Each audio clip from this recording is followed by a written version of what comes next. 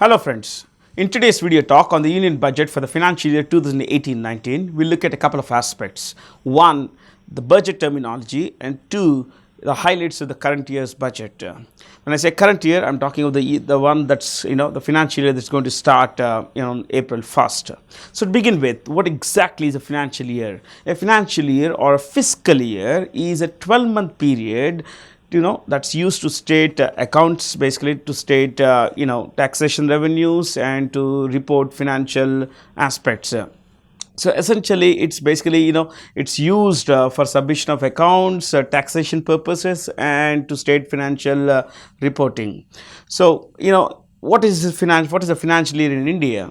In India, the financial year starts on the 1st of April and ends on 31st of March of next year. So in this 12-month period, whatever we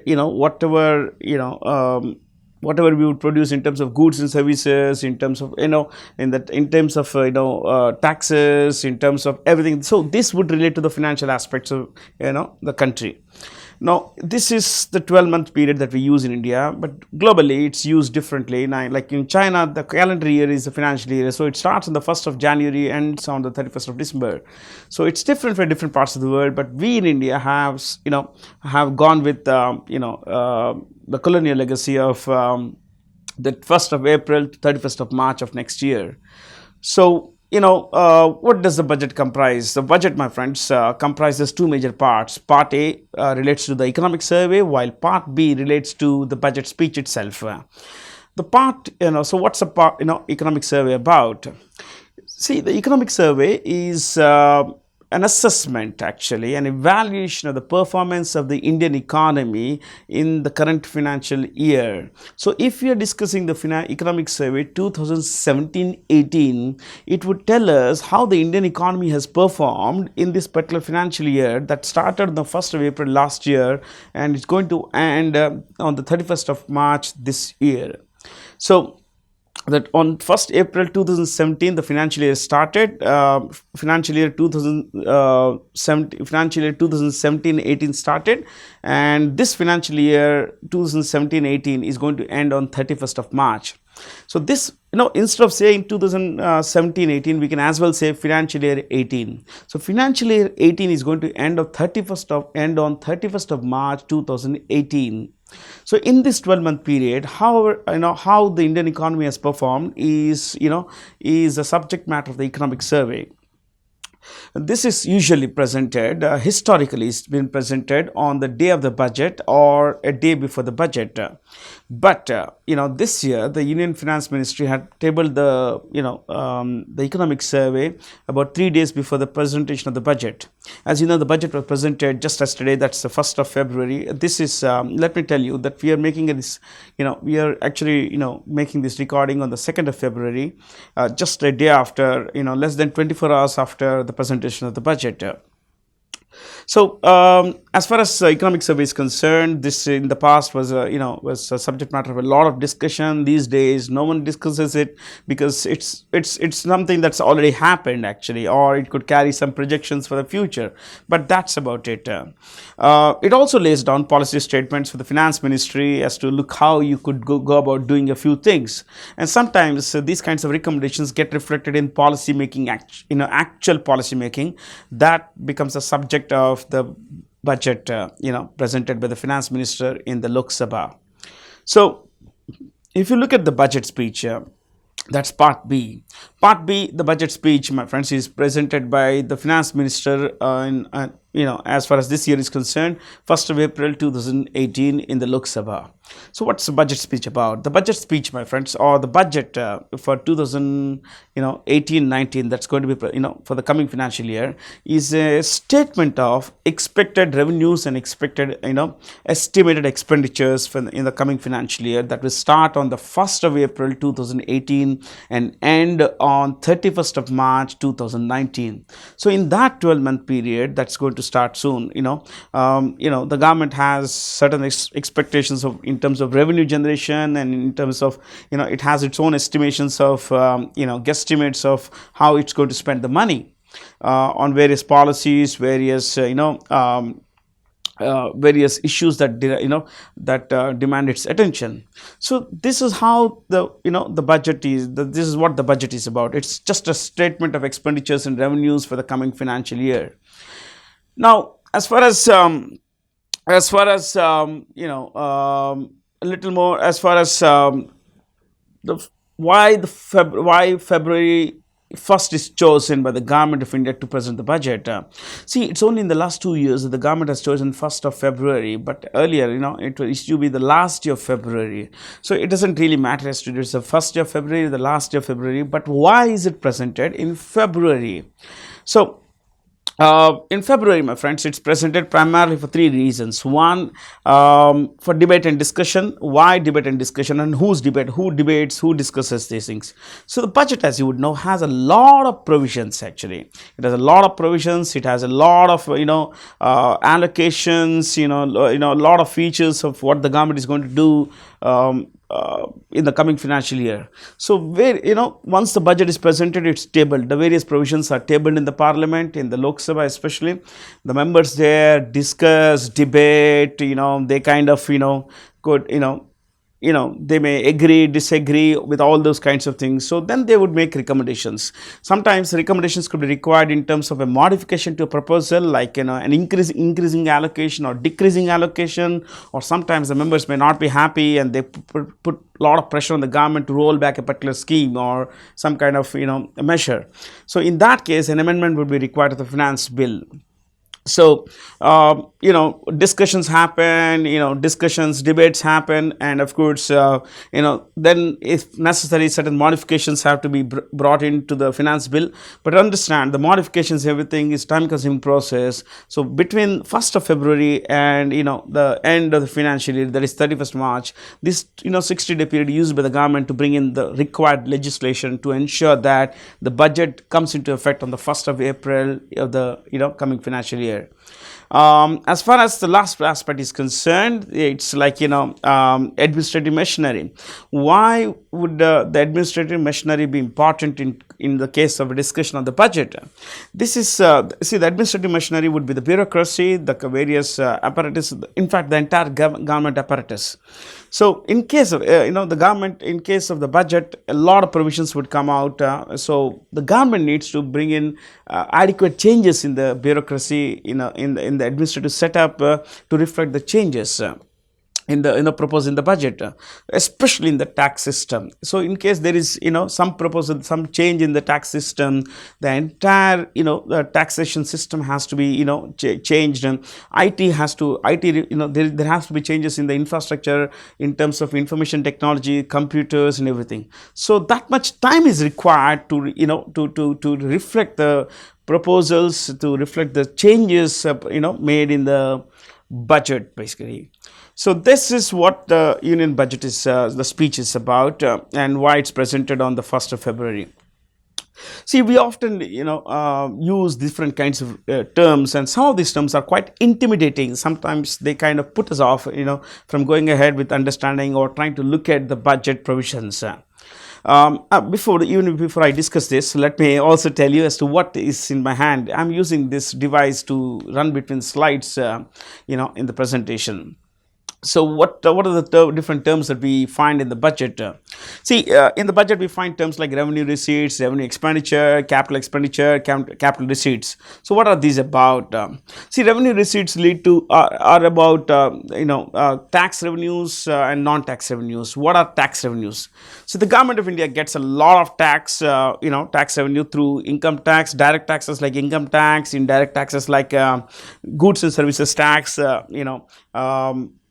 customs duty and all that. So this is this is listed in revenue receipts. Sometimes government of India would receive non-tax revenue, and that would come through disinvestments, or stamp duty and all that stuff. Not disinvestments, I'm sorry, dividends. So what's dividend? Dividend, my friends, is distributed income. See, when we use a bus, when we use a bus, we pay a tariff. So there is something in exchange for the service that we use. Similarly, when we let's say we buy shares. When we buy shares, we have, we invest our money into shares basically. So it means that our capital is going in. So obviously we would expect something in return. Just like we would invest in a bank, in an FD, we would put our money in a bank. Let's say you go to a bank and put money in an FD. So what would you expect in return? You would expect, interest in return.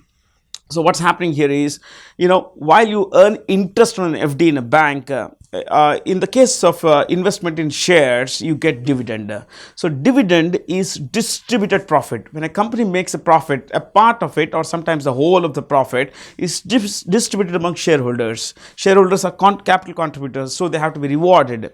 So this is how dividend comes into your hands. And the government also owns a lot of companies. In fact, ONGC, HPCL, State Bank of India, Railways, all these are Government of India companies, and the Government of India would take, because it has invested capital, it would expect these companies to pay out a dividend. So this is listed under revenue receipts, but in the sub column of non-tax revenue. So non-tax revenue would include dividends, stamp duties. Tax revenue would include direct and indirect taxes. What about revenue expenditure? Revenue expenditure, my friends, is routine expenses like salaries, pensions, other administrative expenses like subsidies. But you have to understand that this is non-debt creating, that this kind of spending does not lead to any kind of debt. So normally this money is spent through from revenue receipts. The money comes in, the money goes out. What about capital expenditure? What about, even before that, what about capital receipts? Capital receipts are relate to majorly three things: recoveries of loans, grants received, and disinvestment proceeds. So what about recoveries of loans? See, let's say India has lent some money to a country in Africa. Sometimes the money comes back. When the money comes back in, this basically is treated as a capital receipt. In the case of, let's say, sometimes Japan would grant us some money that was listed in the grants received. And in the case of, let's say, disinvestments, you have to understand that the Government of India sometimes resorts to disinvestment to raise money. Let me explain this in detail. Disinvestment is the sale of government shareholding in a public sector unit without transferring ownership to the buyer. Take, for example, Coal India Limited. If the government today, let's say the Government of India owns about 80% shares in Coal India Limited. If tomorrow the Government of India wants to sell 10% of shares in Coal India Limited, it would put this 10% to the market. So while it would sell this 10% shares, understand it would not transfer the ownership. So disinvestment is transferring or sale of government shareholding in a public sector unit without transferring ownership.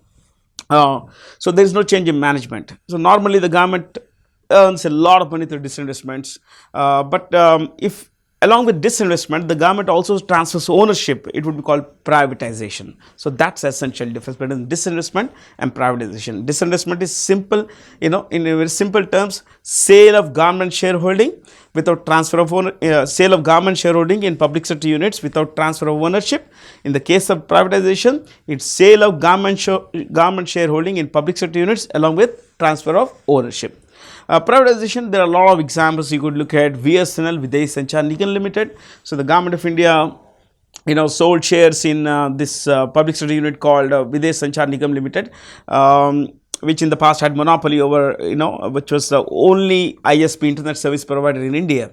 The Government of India also sold, slowly, it sold shares in Maruti Udyog Limited. Yeah, the company that makes Maruti cars was started, my friends, as Maruti Udyog Limited. It sounds weird for a government company, for a car making company. The name sounds pretty weird, but that was the name, Maruti Udyog Limited. The technical collaborator was Suzuki of Japan.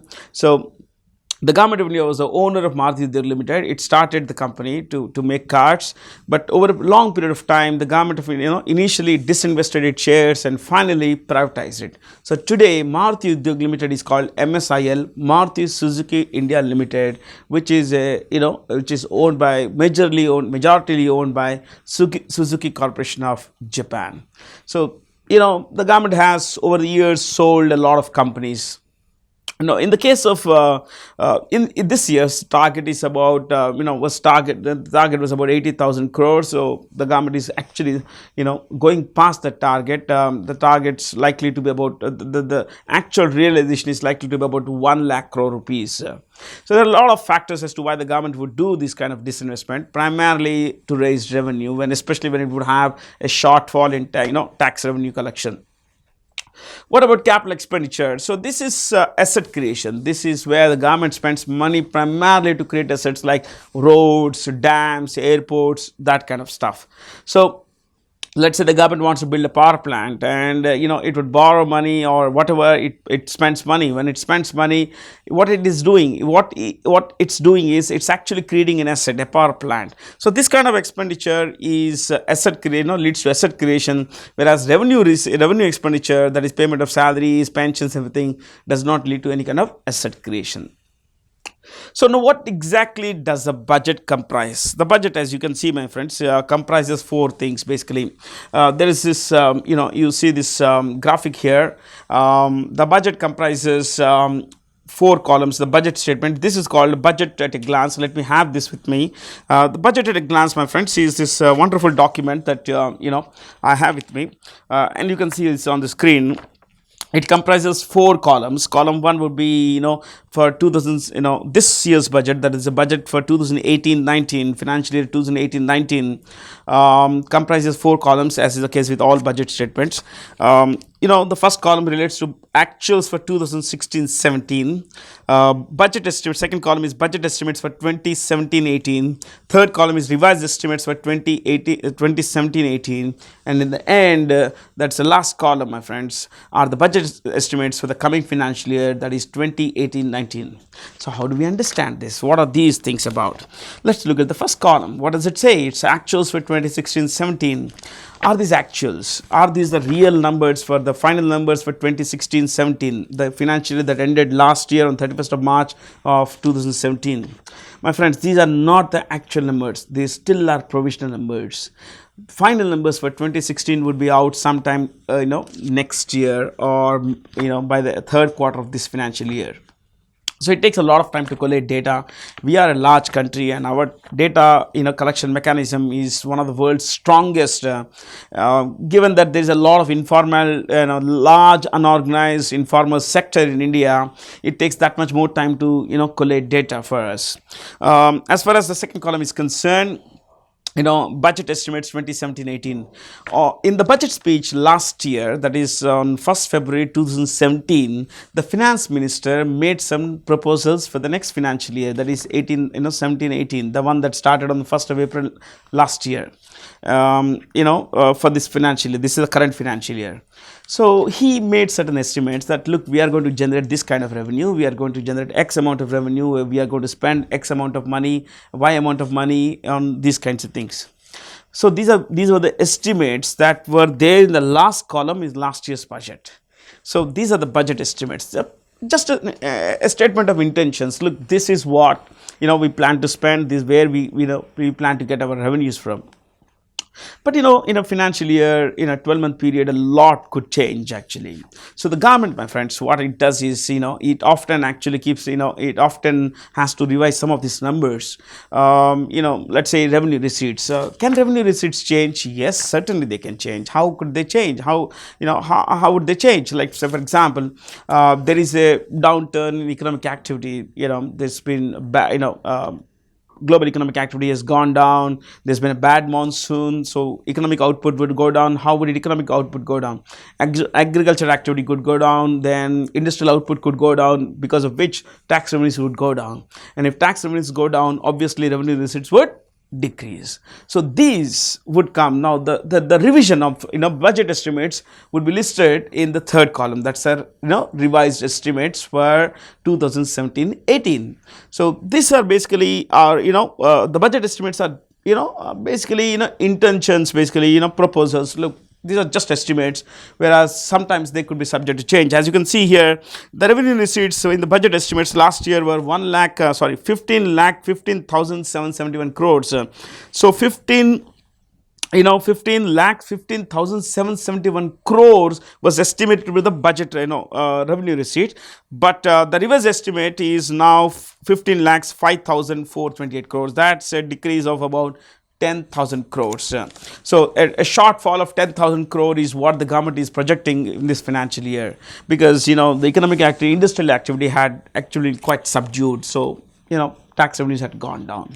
So this is how you can understand. And if you look at the last column, the budget estimates for the coming financial year is again a statement of expectations. Look, this is where we going to get our revenue from, and this is where going to be spend money. So it's a statement of intentions, actually, a statement of proposals and intentions. So next is budget. What would happen is the budget estimates, the one in the last column basically will become the second column. Okay, and then again, that's how it would work. As you can see here, there are some terms that we find here. Let me take you to these terms, and just before that, let me bring to you a little about the different kinds of accounts that a budget speech would mention. The Consolidated Fund of India, the Contingency Fund of India, and of course public accounts. So what's the Consolidated Fund of India? The Consolidated Fund of India, my friends, is the main account of the Government of India. This account, would list all the revenues of the Government of India, all the money that's coming in, all the incomes that come in, all the revenues that come in, and of course all the money that goes out. No money, my friends, no money could be spent from this account. No money can go into this account or come out of this account without the prior approval of the Parliament of India. So please understand, the Consolidated Fund of India is the main account of the Government of India. This actually, lists all the revenues. Actually, it has all the revenues and expenditures of the Government of India. But any kind of revenue can go in, any kind of expenditure can be, money can be withdrawn only with the prior permission of the Parliament of India. So this permission is taken through the finance bill, actually. See, sometimes the Government of India might not have the time to take the permission of the Parliament of India. Like, for example, there is a flood somewhere, devastating flood in some part of the country. There is a massive earthquake in some part of the country that could call for a lot of expenditure on the part of the Government of India. So to meet these kinds of contingencies, to meet these kinds of expenses, unforeseen expenses, the Government of India has something called the Contingency Fund of India. This is basically the emergency fund. So the Government of India wouldn't wait for the Parliament to give approval to withdraw money from the Consolidated Fund. So what it does is, it pulls out the money from the Contingency Fund, it withdraws money from the Contingency Fund, spends on the said purpose. Then once the Parliament convenes, it actually passes a bill and says that we withdrew this money, we are going to put this money, and the amount of money that we withdrew is going to be put back into the Contingency Fund. So it is a post facto approval, that is, after the event happens, approval is sought from the Parliament. But whatever money is withdrawn from the Contingency Fund, it's again put back into the Contingency Fund. I think the current Contingency Fund is about 9,000 crore rupees, which is like, pretty okay to meet certain kinds of emergencies. What are public accounts then? Public accounts, my friends, are, these are government accounts, but remember, these are government entities, but are not controlled by the Government of India, in the sense that you these are like Public Provident Fund, employees, Provident Fund. So money is put in government's trust. So these are government trusts basically. So the money is put into this, and the government has to pay you back when you demand your money. So essentially the government also, because the government uses this money often, for purposes like, for capital expenditure, for revenue expenditure, it withdraws money from this and spends. So the government pays a rate of interest on this. See, why would anyone pay a rate of interest? Why would why would a bank pay us a rate of interest? Primarily because the bank uses our money. So when we go to a bank and put money into an FD, the bank would use that money to extend loans. So because it uses our money, it actually pays us a rate of interest. Similarly, similarly is the case with public accounts. The government uses this money. Often we are told, people think that money is safe, it's not used by the government, but generally the government uses this money to fund infrastructure, to fund different kinds of welfare schemes and everything. So this is a little about the budget accounts and everything. Let me also take you to the next provision basically, which is like, which again is about the fiscal deficit. And before that, let me bring in, can something go bad for us basically? I mean, you know, there has been a great deal of positivity around in the growth of the Indian economy, that we are the currently the second fastest growing large economy, that we are doing pretty well, and currently we are the seventh, as the finance minister said in the budget speech, the seventh biggest economy in the world by GDP, and in the next 3-4 years we're likely to be the fifth largest. So what do these things mean? These are all, what do these things mean? They actually help us beat our chest, but end of the day, thumping chest is fine, but understand that the reality could be entirely different. In the near to long, medium to let's say long term, things could go bad, could go really bad for India. There has been a great deal of skepticism. If there is a great deal of positivity as well as a great deal of skepticism. How could these two coexist? Actually, these could coexist provided we are open to both realities. If things are taken care of, then the same negatives could become positives. But if things are not taken care of, the positives could become negatives. And how is that? Take for example, four converger. What the Niti Aayog mentioned, India could be headed toward a late converger stall. So what is a late converger stall? This could mean that we could, we may hit a trap. We may get into a trap where we may not get out of that actually. So we are late to the globalization party, my friends. See, we are late because the world began to globalize sometime in the 50s, 60s, 70s, 80s, 90s, and we kind of opened our economy only in the, they say 1991, but only toward the mid 90s we began to open up, and only in the 2000s, the first decade of the 21st century, we began to accelerate the pace of opening up our economy. So we have been quite late to converge to converge our economy with the global economy. But we could hit a stall. A stall is a kind of a draft basically that could stall our progress toward becoming a great economy. So what are those four headwinds that the Niti Aayog talked about? The first and foremost one the Niti Aayog discussed was hyper-globalization. What exactly is hyper-globalization? Hyper-globalization is something that countries like Japan, South Korea didn't have to face, because they opened up their economies in the 50s, 60s, 70s, and they kind of didn't feel, they didn't have any kind, they didn't have to face hyper-globalization.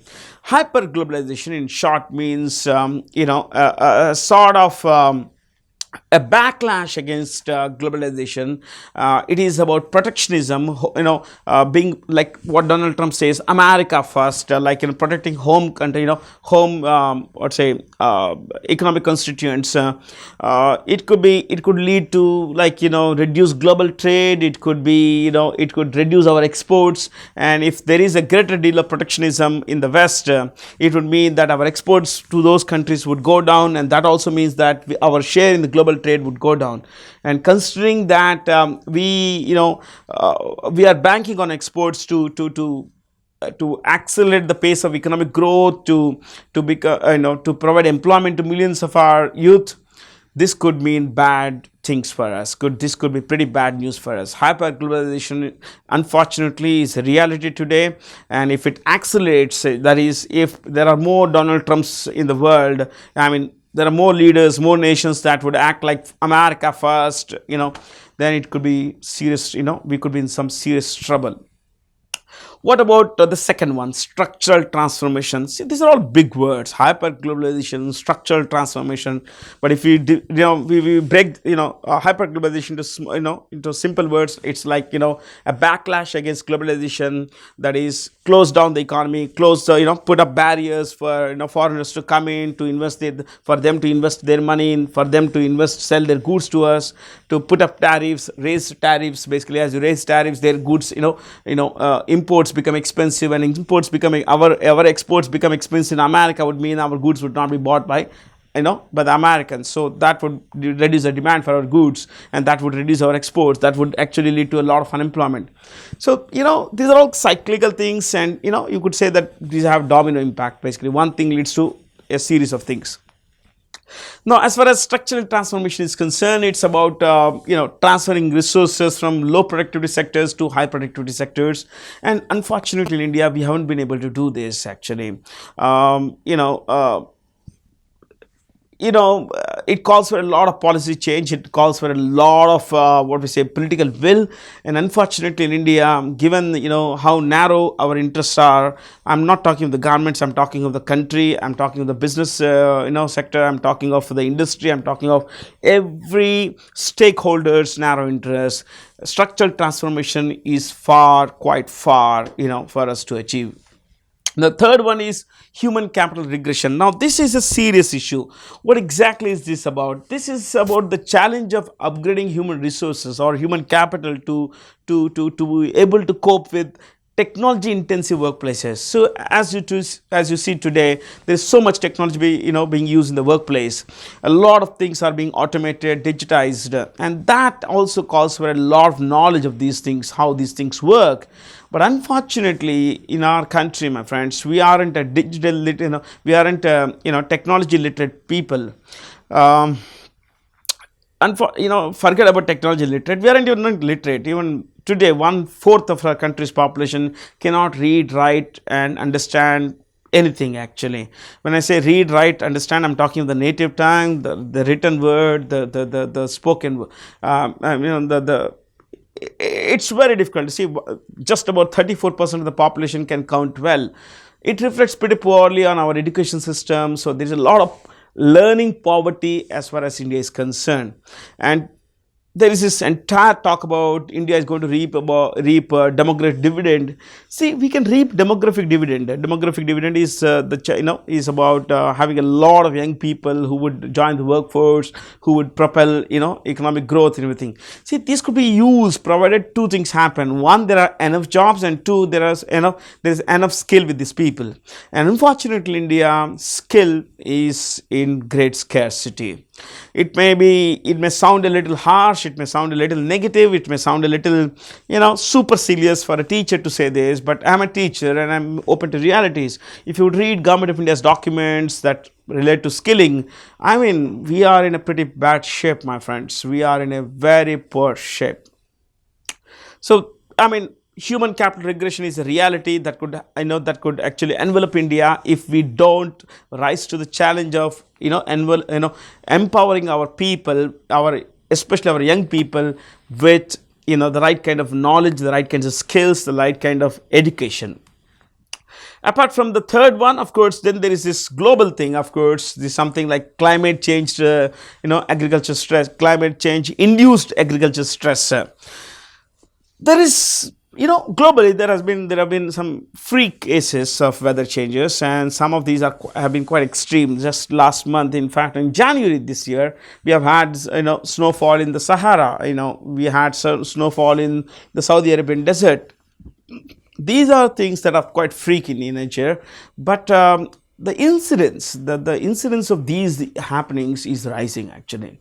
The pace at which these are happening, there is a certain acceleration, and unfortunately, in places where there should have been rains, there haven't been rains. It hasn't rained well. Only this year, Kerala has seen some good monsoon. Last year there was a drought. The year before that there was a drought. I mean, things are pretty poor, and even in water, normally wet places, there is a lot of water scarcity. So things are in a pretty bad shape. So are we prepared to deal with these kinds of climate change vagaries? Can we given that we are a country where most of the land is rain fed, in fact we don't have enough irrigation, we don't have decent irrigation facilities, we don't have power supply, and our farmers are poor, most of them own small pieces of land. The fact that these people are dependent on they don't have great access to credit also. Even if you remove the institutional factors like access to credit, fertilizers and all that, look at something as simple as irrigation. Most of our farmers depend on the rain gods to feed their to get water for their fields. So are we ready? Unfortunately, we aren't ready. But as you know, as numerous policies of the government of India have shown, that there is some political will to to take this, to accept this challenge and to take this head on. We just have to hope that things work well for us, and they kind of take us further from, further away from these kinds of negative extreme climate changes. So having had a look, see, I wanted to discuss this converger stall because this has been, I haven't seen this being discussed anywhere actually. No newspaper is discussing this, no experts are discussing this, but these are real challenges in the medium to long term for as far as India is concerned. We can grow very fast if we can actually manage these things. If we can manage to handle this quite well, we come up with the right kinds of policies that would minimize the damage, from this, let's say, climate change, human capital regression, then we would be on the right track. Now let's look at the GDP numbers. See, the GDP numbers, my friends, are always little difficult to gather. Let's look at. Let me bring you a little more about this. See, in this particular document, you will find some GDP numbers that are estimates for, let's say, GDP for BE. BE is budget estimate, that is the financial year 2018-19, has been projected at 187 lakh 22,302 crore. That is, my friends, 187 lakh 22,302 crore. Take a rough figure of 187 lakh crore. This is likely to be the GDP, the amount of GDP, the gross domestic product, the value of all goods and services that we would produce between 1st of April of this year and 31st of March of next year. So that's the financial year 2018-19. So in financial year 19, in a 12-month period, we are likely to produce goods and services worth 187 lakh crore rupees. Now this is likely to be 11.5% growth over the estimated GDP of 167 lakh crores for the current financial year 2017. In this financial year, we are likely to produce a GDP of 167 lakh. So 167 lakh is going to be the GDP output, the value of our GDP, and over that, of that 11.5% growth, and that would be about 187 lakh crore rupees. Now this is a nominal GDP, nominal in the sense that on paper, but is the GDP going to go at 11%? Not really. This is according to the current prices, but if you have to budget for, let's say, the inflation, let's remove the inflation about 4.5%, then we would get the real rate of growth. Remember, nominal rate of growth minus rate of inflation, which rate of inflation is rise in prices actually. So you get the real rate of growth. So the real rate of growth is likely to be around, likely to be around 7.1% this financial year. Last financial year, 2016-17, the financial year, GDP growth was 7.1. This year is likely to be 6.5%. It was 6% in the first half of the financial year, first half of the current financial year. This is likely to be a little over 6%, that is for the whole year it's likely to be about 6.5%. It's gone down primarily because of a low manufacturing output. Our manufacturing or industrial sector hasn't done well because of a lot of challenges. One was demonetization, that actually impacted the rate of growth in the manufacturing sector, especially in the first quarter, and then in the coming to, the second important factor is the goods and services tax. The first quarter was impacted by demonetization. Second quarter was impacted by the, by the rollout of the goods and services tax. So you could say a double whammy kind of brought down the manufacturing sector. But then the services sector, grew at a faster than normal rate, and that's how the GDP is likely to be around 6.5%. This entire financial year.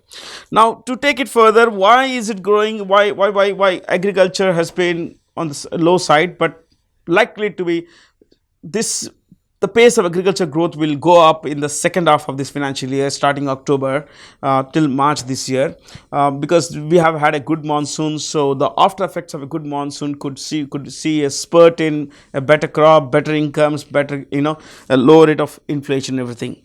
It also would, it also is like, it's also important to know that services have gone because of the rise in services, and second thing, rise in government expenditure. The government has spent a lot of money in infrastructure, beefing up and everything. So this kind of investment expenditure has also spurred, economic growth. Highways are being built at a faster pace today. Then there are, then the, power plants, steel plants, all these things the government is spending a lot of money on.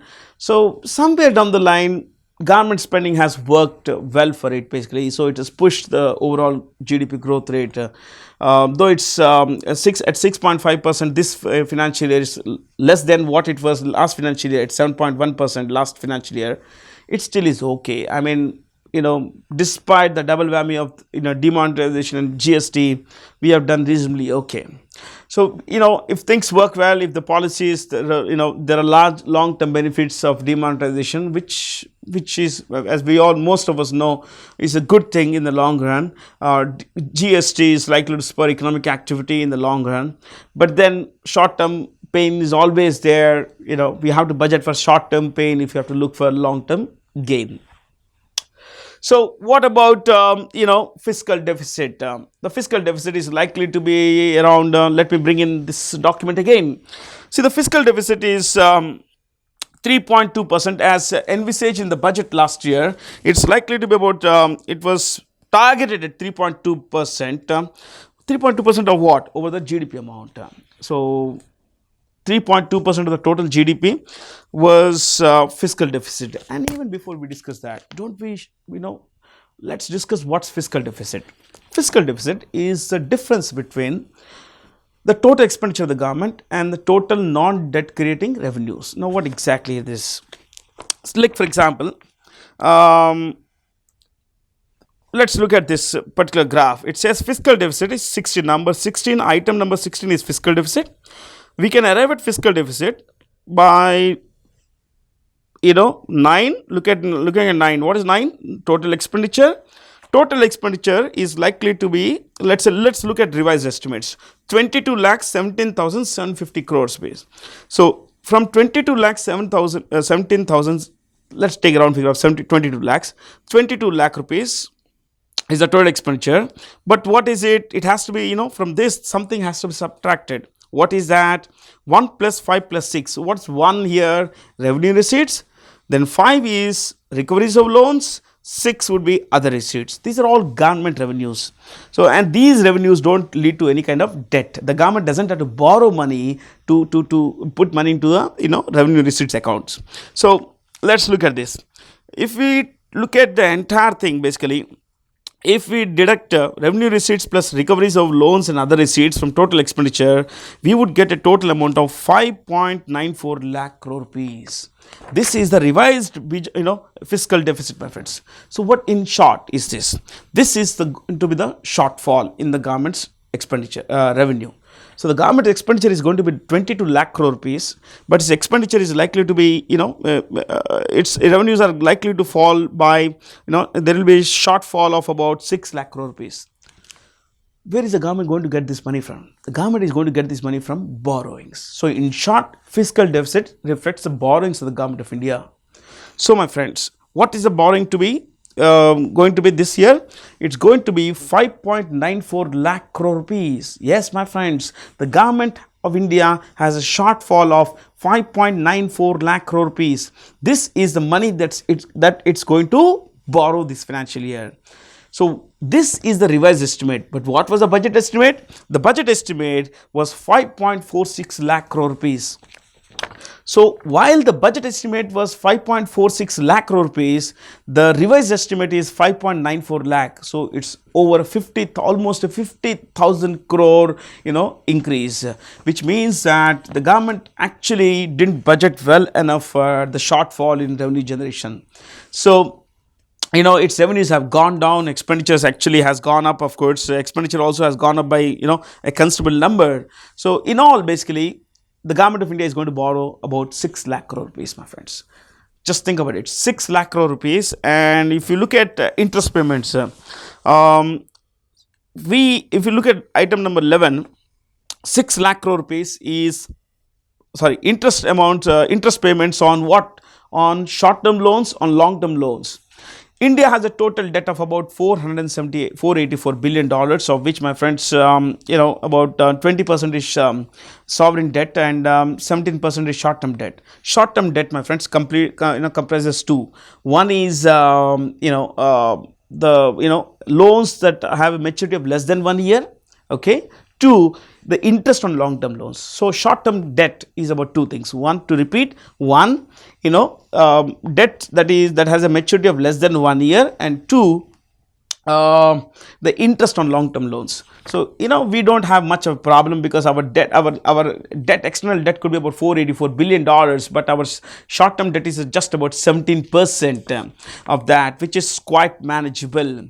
So but you have to understand that this kind of borrowings on a long term basis is not sustainable, my friends. It only means that we are going to borrow more, and for every shortfall we are going to borrow more. But when we borrow, we have to pay interest, and this year the interest is likely to be about 5.3 lakh crore rupees. This is on the old loans that we have been borrowing, my friends. We had borrowed, and for this year, financial year as well. So if you look at the fiscal deficit, is likely to be about, it was targeted at 3.2% at the beginning of the financial year, but it's going to end at 3.5%, which means that we have been borrowing more than we can pay for, actually. So I mean, things are pretty difficult for the government right now. We have been borrowing quite a lot because of shortfall in revenues, and we saw why a shortfall in revenues, because of a downturn in economic activity, especially manufacturing and agriculture sector. Coming to why a fiscal deficit, a high fiscal deficit could be dangerous for a country. Is it good to borrow? Well, it's never good to borrow. It's never good to borrow because you have to pay interest on that. So why would, how would a high fiscal deficit be dangerous for a country like India? So it has its own attendant consequences, my friends. One, it would lead to higher government borrowings. Basically, when fiscal deficit would mean that the government is running short of money, so it would borrow. So when it borrows, basically, it creates scarcity of money in the market. So who does it borrow from? It borrows from the Indian monetary system. See, the money system. We are a part of the system, my friends. The government borrows from people like us. So the RBI would issue bonds to the government on behalf of the government. So we would buy bonds, institutions would buy bonds. So the money is sucked out of the system into buying those bonds. So the money is taken by the government instead of it going to people like us. So that much money is, the quantity of that much money is less in the market. As the money supply goes down, what happens to the interest rates? Interest rates rise. As interest rates rise, loans become expensive. As loans become expensive, it would mean that people who would be business persons, let's say you want to set up a business plant, or you want to borrow some money to set up a plant, an industrial plant, then your loans become expensive. So you postpone the idea. When you postpone the idea, what happens is that the employment generation also gets postponed. So economic activity gets postponed. Also the fact that, let's say, loans, interest rates on home loans increase. When interest rates on home loans increase, it would mean that things become expensive, so you would not buy a home loan. It's buying a loan. Okay, when you take a loan, it's like buying a loan. When you won't buy a loan, when you don't buy a loan, the demand for housing also goes down. And what goes into housing? A lot of things go into housing: cement, concrete, steel, everything else. So the demand for those things also will go down. So there is a great deal of push down in the economic activity. So the economic activity goes down. So this actually discourages, high interest rates discourage economic activity. And it also lowers employment. We discussed how it lowers employment. But sometimes what happens is that, it also leads to a rise in impacts exchange rates, and of course raises trade deficit. As we were discussing, high fiscal deficit also impacts exchange rate and raises trade deficit. And how does this happen? See, sometimes the government of India would borrow from foreign sources, so the foreign currency comes in, it has to be exchanged for the Indian rupee. So that would mean there is a greater demand for the Indian rupee. And when in a foreign currency exchange for Indian rupees in large volumes, the value of the Indian rupee would rise. And okay, let me give you an example. Let's say you want to exchange the foreign currency for Indian rupees. The value of every, the exchange value of an Indian rupee with an American dollar is, let's say, 61 rupees. So 61 rupees, my friends, is what the value is. So you pay 61 rupees, you get $1, $1. Now let's say there is a huge demand, and as the huge demand for Indian rupees goes up, the value of the Indian currency might rise. So it may rise to 59 rupees. See, in economics, when it goes down to 61, from 61 to 59, it means the rupee is becoming stronger. So the rupee becomes stronger at 59. It will mean that people would be willing to buy, give fewer rupees for every $1. So from 61, it comes to 59 rupees. So why is it bad? It's bad because it actually is good for exporter. It is good for, let's say, importers, but it's bad for exporters. And how? See, if you're an exporter, in the past, for every $1 of export, you were getting 61 rupees. Now you earn only 59 rupees. Whereas if you're an importer, you were paying in the past, you were paying 61 rupees for every $1 of import. Whereas today you're paying only 59 rupees. So your cost of operations also go down. So this would encourage imports but discourage exports. And this would mean that the trade deficit would widen. And as trade deficit widens, it also increases the current account deficit.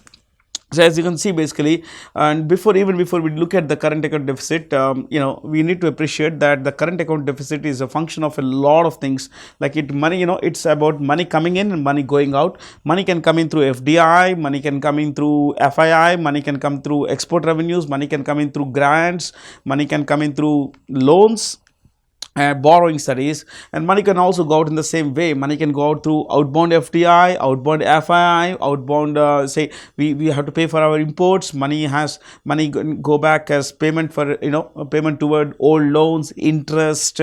We sometimes lend money to other countries. So all these things. So money comes in, money goes out. But often what happens is that, given we as in India, basically we have always ran a current account deficit, that we have less money coming in and more money going out. So if you would look at some data here, you would find that in the first half of the current financial year, that is 2018 financial year, first half would be April to September. In these 6 months, the current account deficit went up to $22 billion, which is a huge rise from what it was in the first half year of the previous financial year. The first half of the previous financial year was current account deficit was a little under $4 billion. That's about $3.8 billion. But now it's about $22.2 billion. Now it's increased primarily for three reasons. One, a huge rise in oil import bill in the first half of the last financial year, this financial year. There's also been an increase in gold imports, and overall import growth rate has increased. Imports have grown at a faster pace in the last in the first 6 months of this financial year than in the corresponding period previously, in the previous financial year. Let me bring in this oil thing. Basically, see, in the first half of the financial year, this financial year 2018, we spent $76 billion to import oil, whereas we spent only $61 billion in the previous financial year.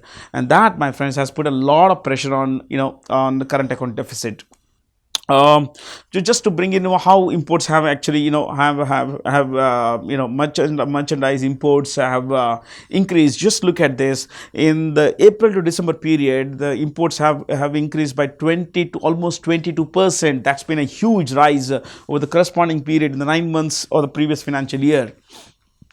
Whereas exports haven't grown at the same pace. Exports have grown over a little over 12%, whereas imports have grown by almost 22%. So that's also trade deficit has widened. Basically, it's about $115 billion, which is not much. But then you also have to budget for the fact that unless we export more, the trade deficit won't come down. So it is, and there is another thing here that has actually, foreign exchange reserves have gone up primarily because, FDI has gone up, and net inflows, that a lot of money from FIIs and everything also has increased. So let me take you to a little more basically in terms of the provisions. Now we'll look at the provisions in the Union Budget 2018-19. So till now we have had a look at the macroeconomic perspective. Basically, we will look at a lot of issues like, where the money comes in, where, whatever the government of India's revenue model, what's the revenue model and what's the expenditure model, where does the money come in, where does the money go and everything.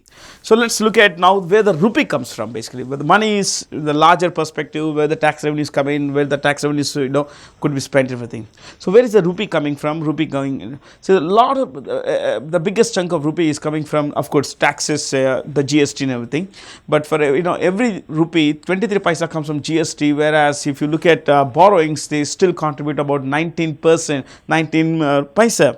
For every 1 rupee, in every 1 rupee of money that is coming in, we are getting in that through, borrowings. That's a huge number, my friends.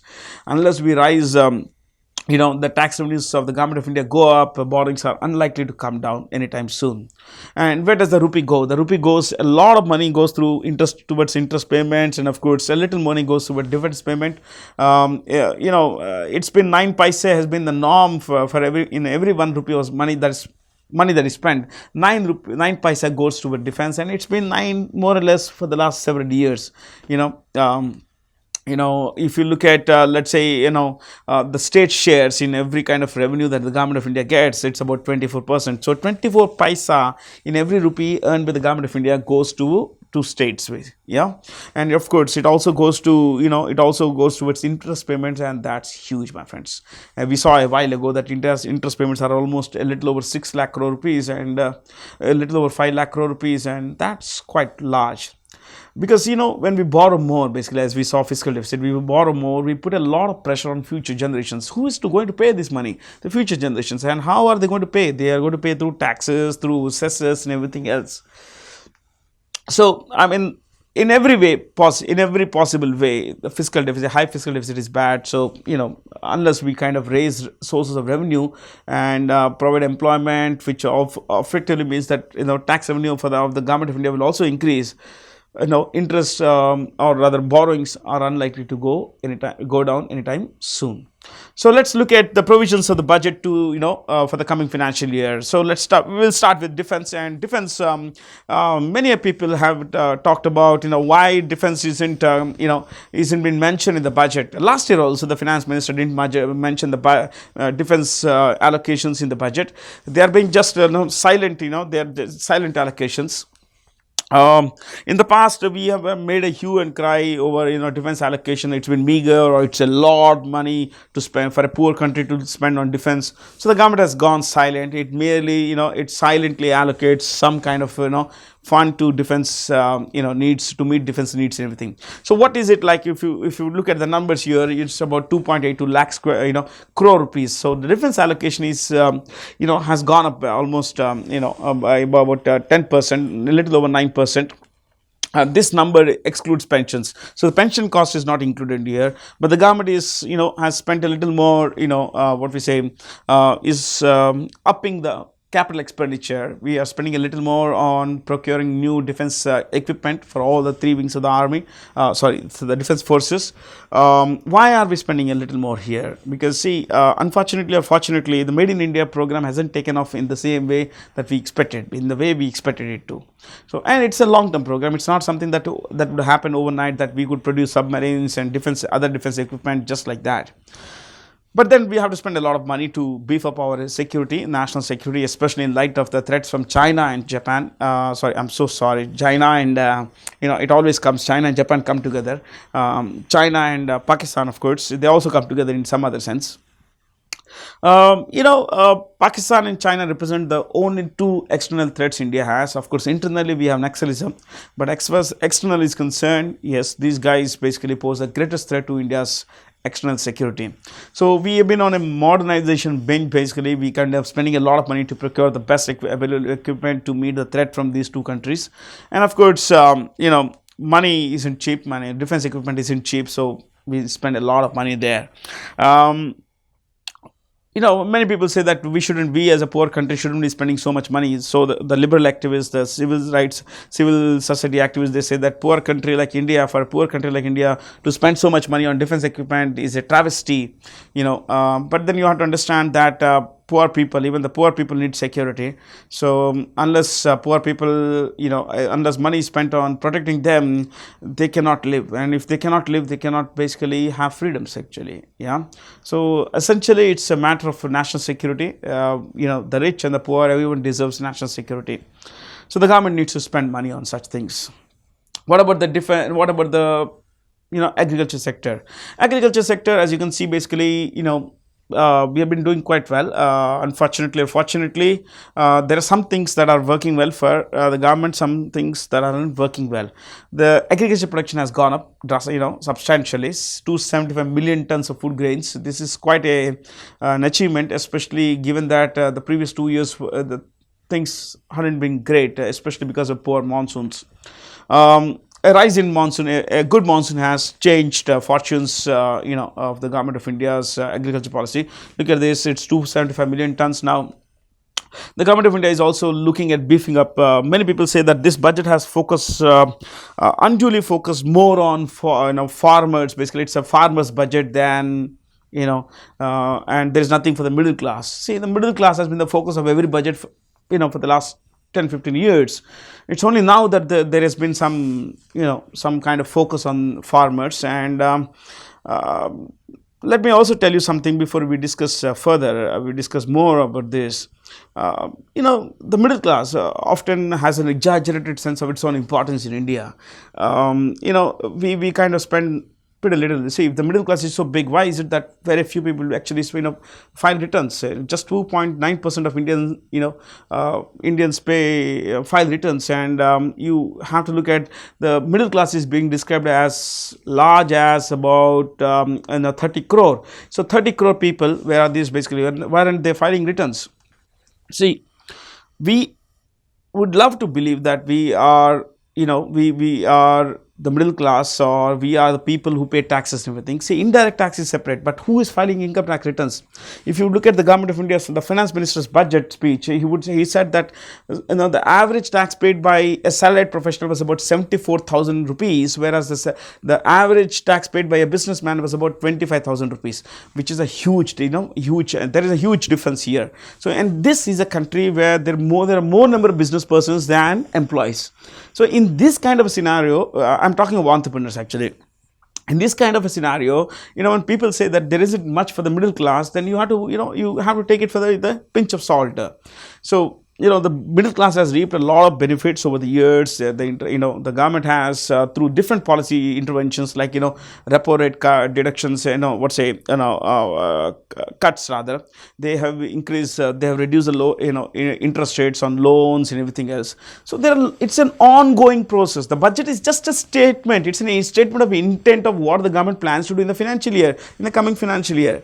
So not much should be read there into the budget statement, other than, see, I can tell you that India is probably the only country in the world where such a huge discussion happens around the budget. In America, it's just a matter of fact thing. In China, it's a matter of fact thing. In Japan, it's a matter of fact thing. It is there. It's just an intention. Look, this is where we are going to spend. This is not where we aren't going to spend here, kind of thing. So don't worry too much about this. It's just a statement of expenditures and revenues. Now, to take it further, the discussion on, let's say, agriculture, the government is actually looking at beefing up the revenues, the incomes of the farmers, and the Prime Minister Narendra Modi has this vision of doubling the farmers' income by 2022, and he says that for that to happen, we have to do a lot more than we have been doing to help the farmer. The government has launched Operation Green to increase the production of potatoes, tomatoes, and of course onions. Three pretty staple vegetables as far as India is concerned. So tomato is classified as a fruit, but we'll put it as a vegetable in this case. So I'm not going to read all the numbers. You have the numbers on the screen for you. I would be insulting your intelligence to by reading the numbers for you. But then the government of India is spending a lot of money on agriculture. As you can see here, the government has has upped the credit offtake also. The target for credit offtake for the coming financial year is about 11 lakh crore rupees, whereas it was 10 lakh crore rupees for the current financial year. Of the 10 lakh targeted 10 lakh crore rupees disbursement credit offtake for the farmers, as of October, it's the government of India has already spent about has already disbursed about 6.7 lakh crore rupees. So it's a huge number actually. 6.7 lakh crore rupees out of 67, meeting a 67% target of such a humongous number is a huge thing, even in the case of credit disbursements. Now, as far as MSP is concerned, and this is something that it's going to get a lot of brownie points for the current government. The MSP is minimum support price, my friends. This is the price the government of India would give the farmers while procuring their food grains, their produce. Why does the government buy from the farmers? With two aims: one, to prevent distress sales on the part of the farmer, so that he can recover his cost and everything. Two, to procure food grains to be able to supply through the public distribution system. So there are twin aims here. But the government says that the second one is fine, but it's the first one that's worrying us, that a lot of farmers are selling their produce in distress actually. So we want them to ensure, we want to assure them that henceforth the minimum support price would be 1.5 times the cost price. So hitherto things hadn't been good for the farmers. Recently in Gujarat also, the government faced, the ruling BJP faced a lot of, a huge backlash. They lost the entire farmer vote bank. In fact, rural areas, things didn't really work out. And, there is a widespread anger in the farming community against the government, especially government of India, that they aren't doing much to help them avoid distress sales. So the government of India, to meet this particular concern, to address this concern of the farming community, has upped the MSP. This is going to put a substantial burden on the government of India's finances, but they are willing to budget for this actually. And as far as a couple of other funds are concerned, the government of India has is launched a 10,000 crore fund each for animal husbandry and fisheries and aquaculture.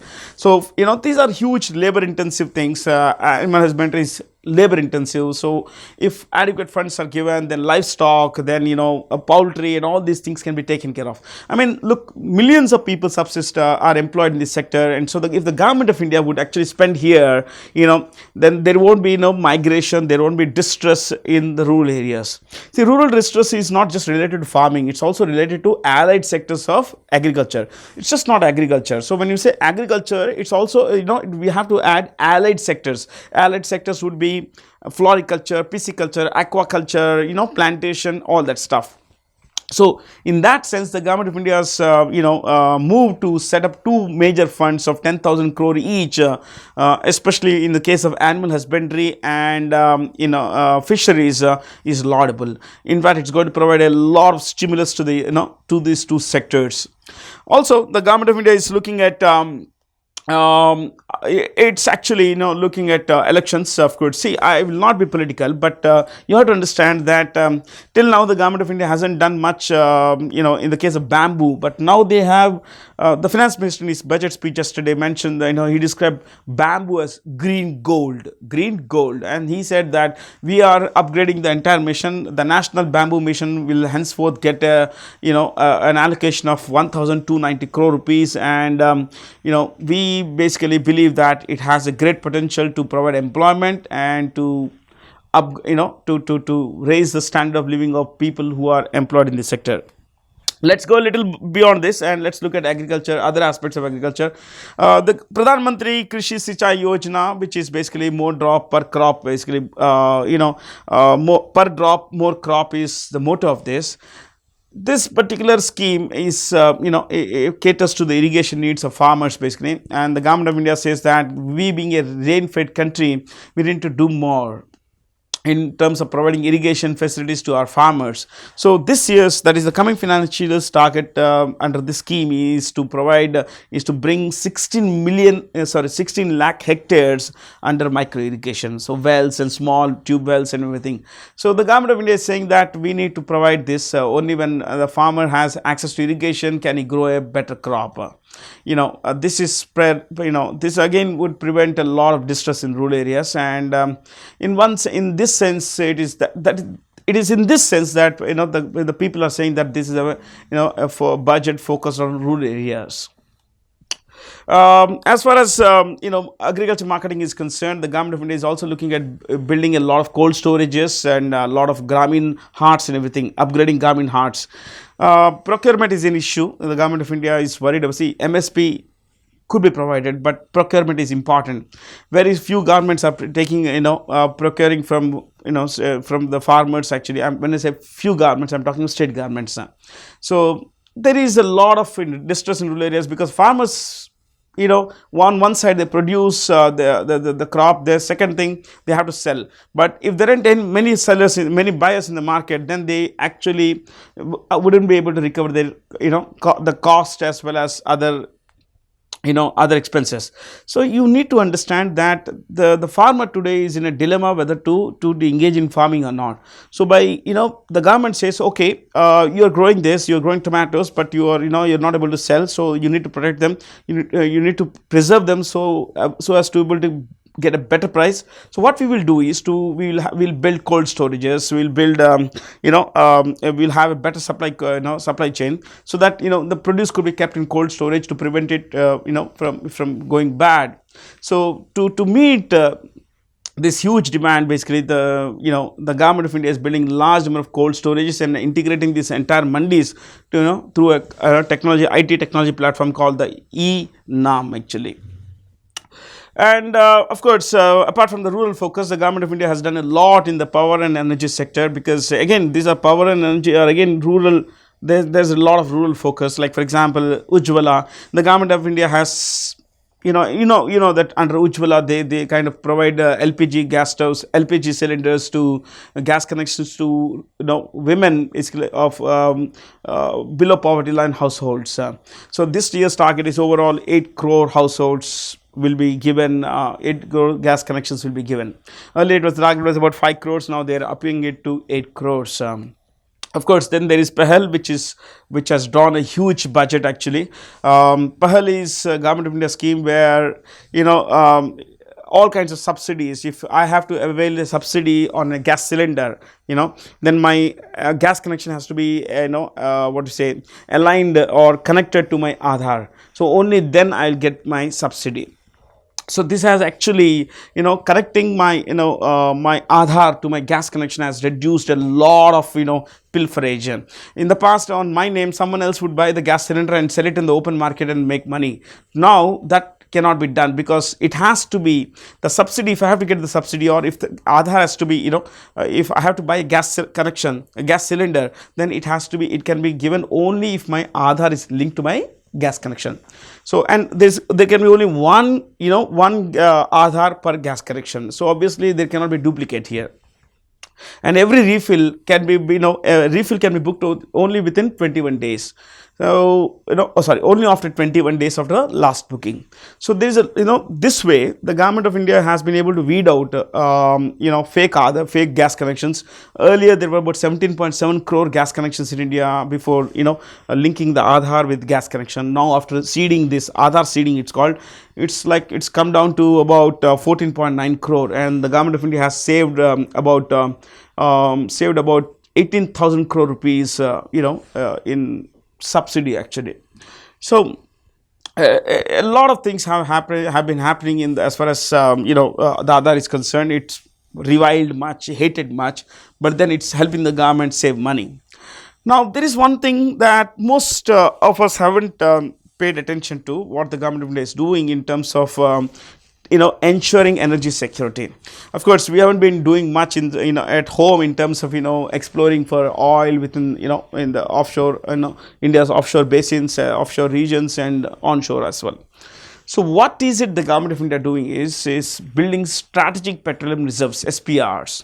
See, we are the third largest energy consumer in the world. Currently, the largest is China. China's petroleum, it bought 8.3 million barrels of oil per day last year. 8.3 lakh barrels of oil every day last year. Last 2000, I'm saying 2007. Whereas America bought a little under 8, and we are at in the third position. So we require a lot of energy resources to keep our economy going forward. So to that extent, we need energy security, and to meet energy security, we need to ensure that the supplies are great and reliable. And sometimes the supplies could go bad. What if there is an oil shock somewhere, the price goes up suddenly, and what if our suppliers turn off the taps? So to meet such kind of emergency, the government of India is building strategic petroleum reserves. Like for example, it's actually it has dug a lot of caverns near Mangalore, near Padur, in Chandikoli in Odisha, Udupi in what is it, Karnataka.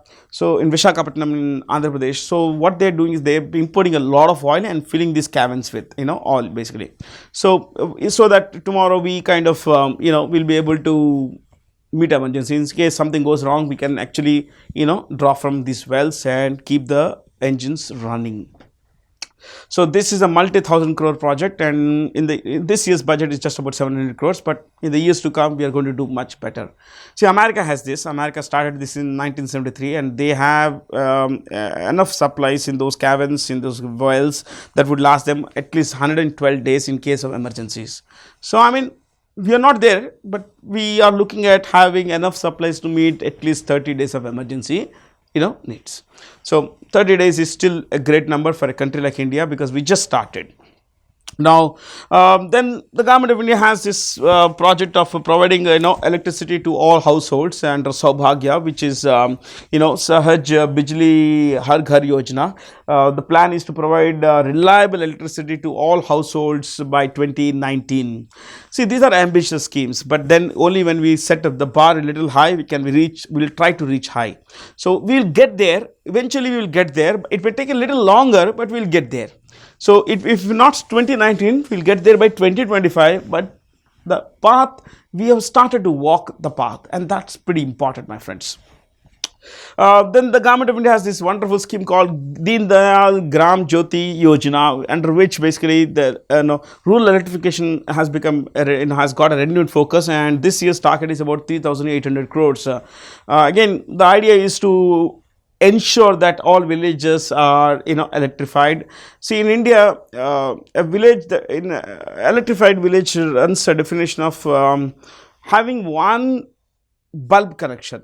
If there is one bulb connection in the village, that's electrified. So I mean, it has to be beyond that, and that's what this particular scheme says, that we need to go beyond one household. So at least 50% of the households must have electricity. So in India, we still have a few thousand villages that don't even have this kind of electricity supply. So the Deen Dayal Gram Jyoti Yojana and Sahaj, of course, Saubhagya schemes are geared towards meeting electricity needs of the large sections of our population, which aren't fortunate enough to have reliable, forget about not even have basic gas current connections, electricity connections. So apart from this, of course, then we have taxation. Now this has got the goat of a lot of people, actually, especially the salaried class. The salaried class in India is a pretty small class, my friends. We are talking about formal. Informal is much larger, of course, and it's a formal sector that has that has felt quite offended with that. With the FM speech, with the budget, that there is nothing in it for us. We are looking for some rebates, some kind of concessions, some kind of ways of saving money, so that we could have more money, we could spend that money and all that stuff. But then the finance minister has his own ideas, actually. Because see, end of the day, they are politicians, and politicians need to win elections to keep running their, to keep, if they have some ambitions, to to make those ambitions come true. So if the Prime Minister has some ambition of taking India forward in one direction, especially let's say to have electricity for all, to ensure that there is less corruption in the country, there is clean India, then he has to stay in power to be able to realize them. And to stay in power, he would need to do a few things. He would need to please a few sections of the society, especially those sections which would give him the right kinds of votes. So you have to understand that the farming community in India is large and it votes in big numbers, much bigger than the rich and the advantaged people basically. So, I mean, see, like there is an old saying that you can't please everyone. If you want to please everyone, you have to become an ice cream wala. So, you really can't become the Prime Minister of India or the Finance Minister of India aren't looking at becoming ice cream walas, but they're looking at, beefing up certain sections of the society with, with the kind of power that they would, they could shape their destinies in a positive way. Taxation, well, for the salaried class, there have been no changes in personal income tax slabs. Say the salaried guys have got a 40,000 rupees standard deduction. So, but this has come in lieu of earlier exemptions like medical and travel. So now travel, medical exemptions allowance won't be given, but instead of them, salaried class get a direct deduction, straight away cut of 40,000 rupees. No bills need to be produced for this. 40,000 rupees is what you can deduct from your salary. So this would be exempt from tax. So going by where you are, normally let's say there could be a gain of something like 5,000 rupees to an additional payment of let's say 2,000 rupees. Again, that would depend on calculations, that would depend on incomes. But in all, there hasn't been much done for the salaried class in this budget. One thing that has irritated a lot of people, that has not gone down well with especially the investor community, is the long-term capital gains tax. See, the long-term capital gains tax is being imposed by the government of India on gains made on profit. That is, profit made. It's a 10% tax they are going to impose on the amount exceeding 1 lakh in profit. That is, if someone has made profit, so 1 lakh, up to 1 lakh profit, no tax, but beyond 1 lakh tax, 1 lakh profit, whatever amount is there, on that there will be, there will be tax basically. So, and there is there is an important clause here that this will kick in only on the gains made after January 31st. So, let's say someone has purchased, you had purchased a share, let's say shares on January 1st, last year. So let's say December 1st last year. You purchased it for 400 rupees and on January 31st, the price was 500 rupees. Okay. January 31st, 2018, price was 500 rupees. Now, today, let's say you sell at 600 rupees. What's the difference? The difference between 600 and 500 is 100 rupees. The tax will be on 100 rupees. 10% of 100 rupees will be 10 rupees. So, the tax will be on the gain made, not on the actual difference between the initial purchase price and the sale price. It will be between, the difference between the price on January 31st and the day of sale price.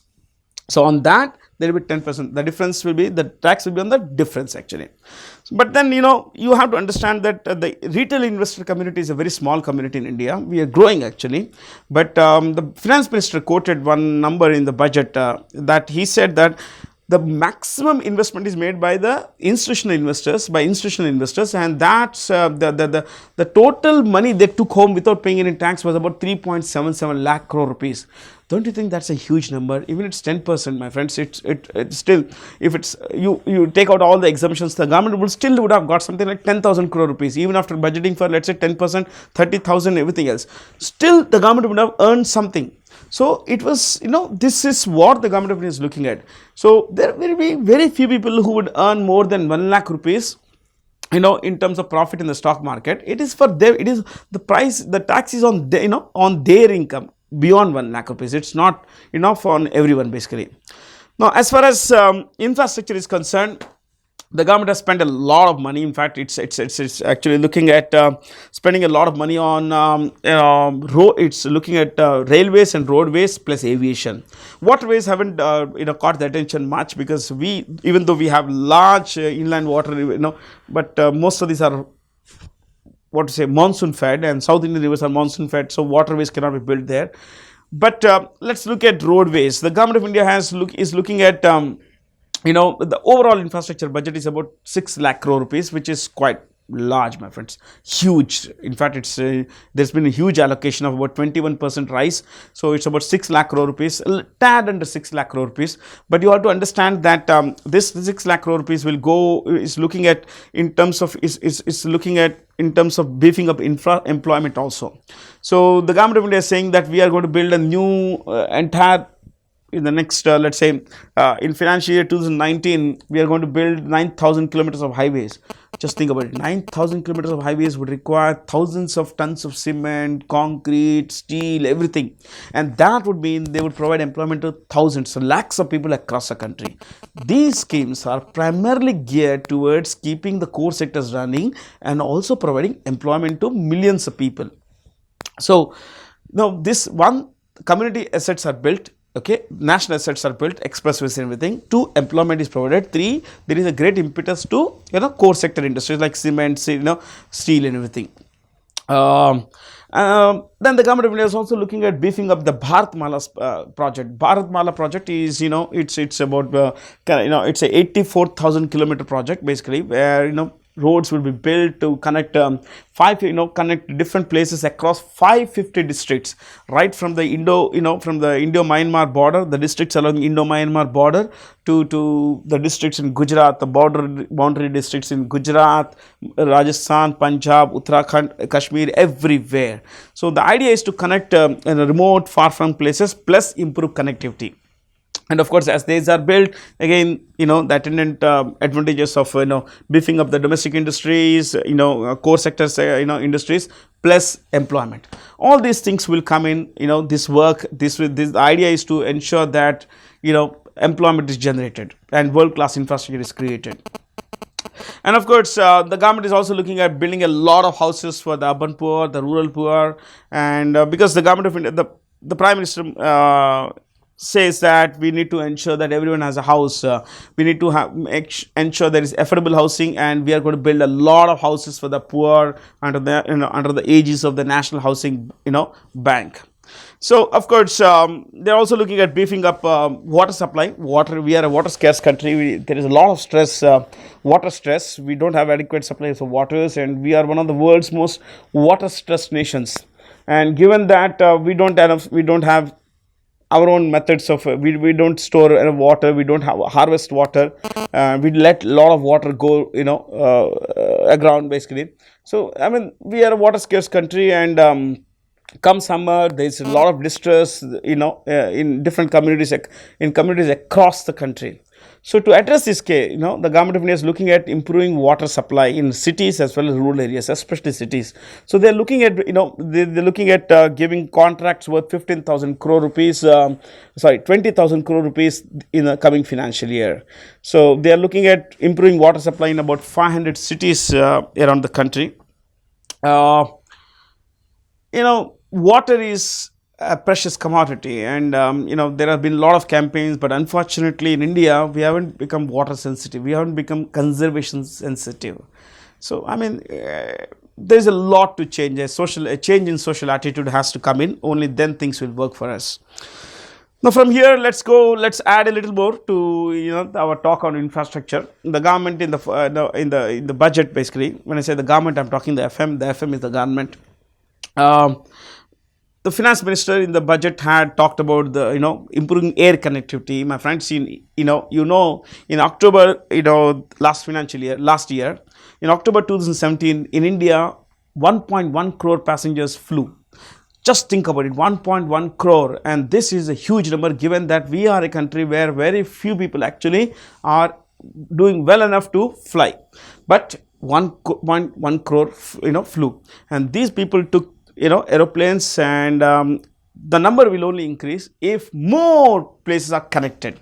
So the government of India launched, as you would know, this scheme called UDAN, Uday Desh Ka Aam Nagrik, which plans to connect, regional hubs to small places like Rajahmundry from Hyderabad, from Jaipur to Jaisalmer, from Calcutta to Bagdogra, Siliguri, all these small kinds of small places, everything.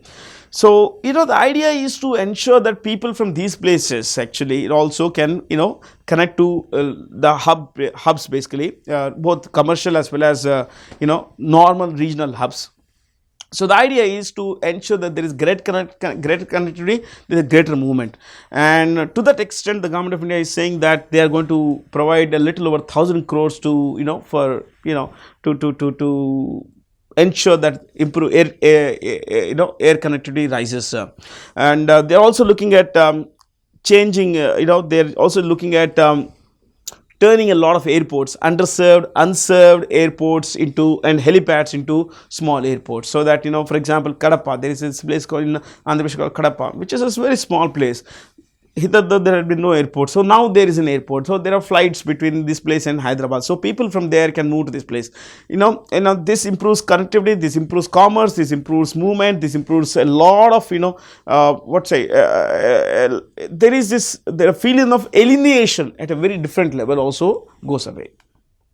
So that's why the government of India is looking at beefing up air connectivity in the northeast. They're looking at they are taking, they're building rails, basically rail networks to different parts of the country, especially in northeast, so that as people move between different parts of the country, economic opportunities would also increase. Not only economic opportunities increase, the standard of living rises, and of course there is greater integration.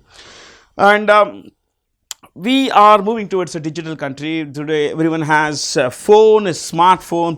Most people can access the internet, everything. So the government is looking at raising the profile, if not just continue, they're raising the profile. They're looking at setting up Wi-Fi hotspots across the country, and like they say that we are looking at setting up 5 lakh Wi-Fi hotspots around the country, especially rural areas, so that people would look at people would be using different kinds of websites, especially things that would help them live better lives. And what about health and welfare? One particular scheme that has caught the attention of everyone is what is being today called Modi Care. On the lines of Obamacare in the US, there's something called Modi Care, and they said. So the media has coined this term to describe the National Health Protection Scheme. What is this scheme about? The government of India is saying that we are going to provide 5 lakh medical insurance cover to every family, and this would cover 10 crore households, which effectively means 50 crore people would be brought under this, would be extended this cover. 5 lakh rupees is a sum assured. It's a family floater kind of policy. It would extend to the entire family, not 5 lakh for each member of the family, entire family 5 lakh rupees. And 10 crore households will be covered, which effectively means 50 crore people. And while the modalities have not been finalized yet, like what will the premium, how will people enroll and everything, this is a massive, I would say, it's a change from the previous years. There has been no social security, the medical security. See, in India, healthcare is expensive. In urban areas, big hospitals, corporate hospitals charge a bomb for even small procedures, whereas rural areas, the healthcare is in a shambles. So there are extremes, and to address this, the government of India has said that, okay, guys, we will provide you with this kind of healthcare. This, if it becomes true, and it's likely to be rolled out in a few weeks, and few weeks from now, and while the modalities are not yet out in the open, we still believe that this is the world's biggest universal health protection scheme.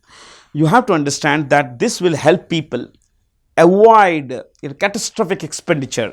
This will help them save their savings, because a lot of people, to meet health emergencies, dig into their savings, hard earned money, very little money. Most Indians don't earn more than, I can tell you one thing, 1/3 of this country's population does not earn even 100 rupees a day.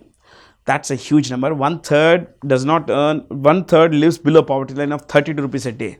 Think about it. In our country, if 100 rupees, earning 100 rupees is tough, think about the medical procedures that we often find, being charged around in amounts running into lakhs of rupees.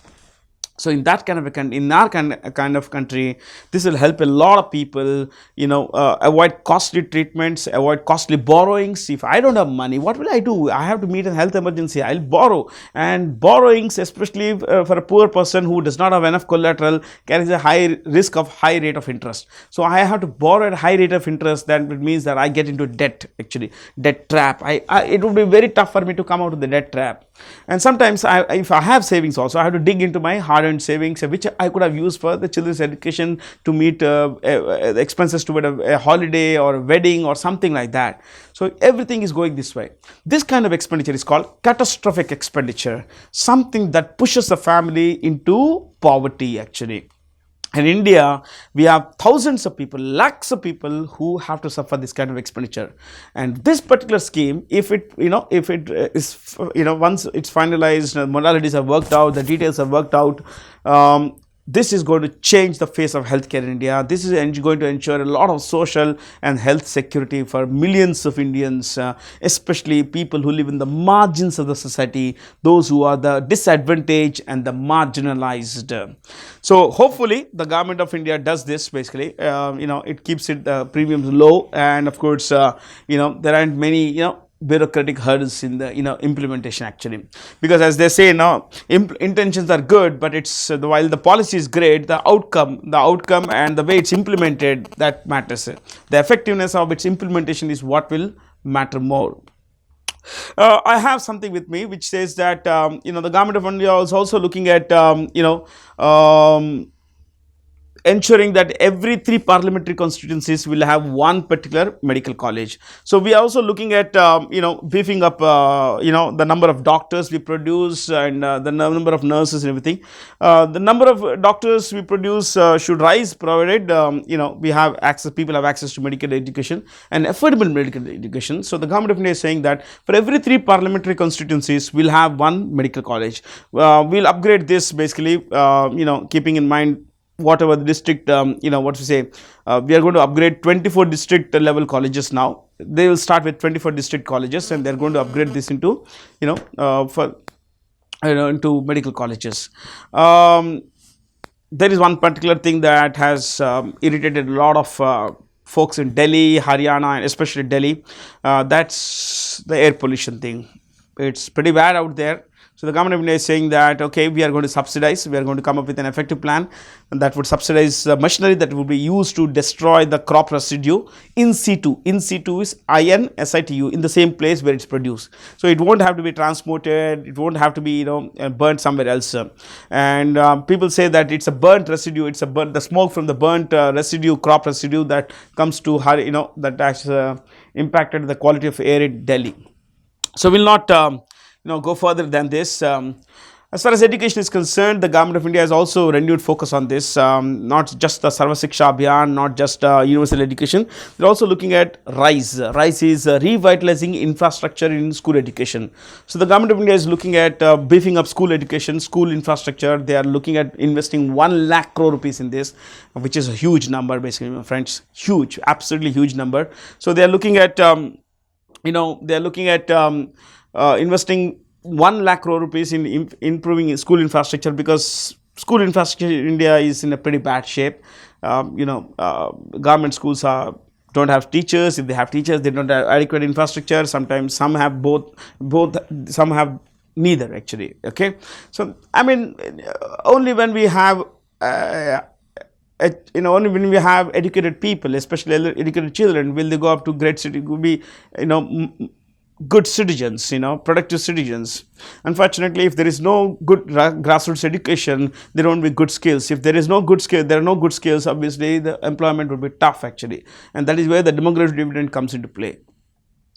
Of of course, again, the government of India is also saying that we are going to set up Eklavya schools by 2022. Every block that has 50%, where the population is 50% scheduled tribe, or there are at least 20,000 people, in the block who are tribals actually. Then we will have one Eklavya school for them. Okay, so of course, these schemes are pretty good, but then, as I always say, it's the implementation that matters. So hopefully things work well, because there are a lot of tribal children out there who don't have access to even basic necessities of life. Something as fundamental to our living is like education is denied to them, because they don't have adequate resources, or one, they don't have access to schools in their places. So the government will have to work really hard in implementing, ensuring that these schemes like Eklavya, like beefing up school education through RISE, are all put in place. As far as technology is concerned, the government of India is looking at beefing up Wi-Fi and digital payments in this country. So what they are doing is they are looking at, in fact, improving artificial intelligence, ways and means to adapt to artificial intelligence. So the Niti Aayog is preparing a research paper on this, how they will go up to, how they will come up with using AI to ensure that the fruits of development reach different sections of the society. And of course, the government of India is also looking at blocking cryptocurrencies. So they have said that this is all illegal. We don't want cryptocurrencies being used in India. But yeah, we are willing to look at blockchain technology, which could help us, build a digital network in the country.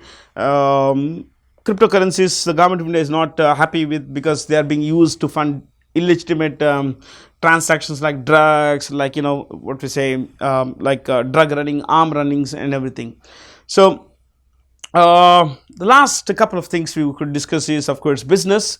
The government says that hitherto we have been focused on ease of doing business in the country, but now we are looking at ease of living also, not just ease of doing business, but also ease of living. So what is it that they say that we are going to cut down the number of processes in setting up a business. See, in India, it takes an average of 108 days to set up a business. 108 days is the number of days, is the number number of days you take to start a business in India, to get it up and running. Whereas in Singapore and Hong Kong, it takes just a day. No doubt, no wonder they are the world's best in terms of ease of doing business, whereas we are somewhere down there. Yeah. And we aren't doing well. The bureaucracy is so rigid, my friends. It's bureaucratic actually. It means it believes in red tape. The red tape comes from the term that you have a couple of tapes over a file, a government file. So that's the red tape. So they seal that, basically keep it aside. They don't do anything about it. So that is the delay part about it. The red tape is delays. So the government is saying that we plan to cut down the number of processes to start a business. See, the Maharashtra Chief Minister Devendra Fadnavis had said that we have about 72 processes to start a business.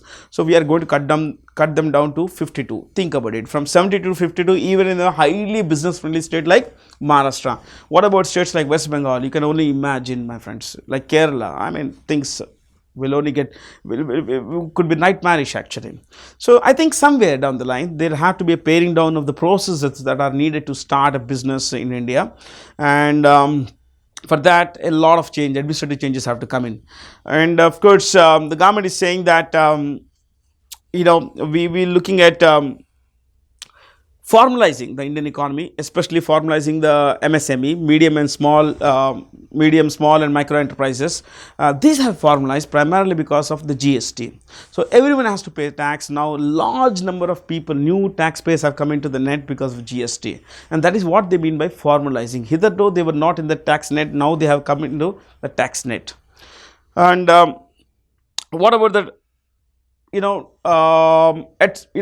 disinvestment? So in the last I said etc. So these are a few things that I would want you to know.